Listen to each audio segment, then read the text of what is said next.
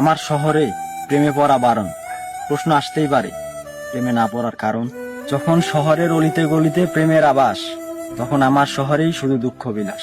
আমিও এক সময় এক বালিকার প্রেমে ছিলাম ভীষণ আসক্ত। তাকে দেখলে শীতল হতো কৈশোরের উষ্ণ রক্ত। সেই সময়টাই ছিল অন্যরকম। আমার শহরের প্রেমেও ছিল 7 রং।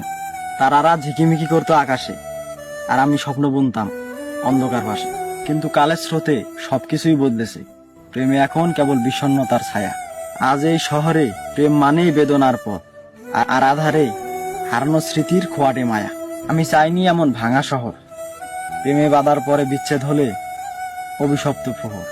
তাকে হারানোর পরে এ শহরের প্রত্যেকটা পথ, প্রত্যেকটা গলি আমার কাছে তীর্থস্থান।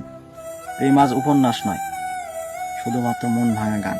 এ শহরের প্রতিটা রাত্রি অশ্রু দিয়ে বাঁধা, আর প্রেমের গল্পগুলো ধোঁয়াশায় ঢাকা। তাই বুঝলে, আমার শহরে প্রেমে পড়া বারণ।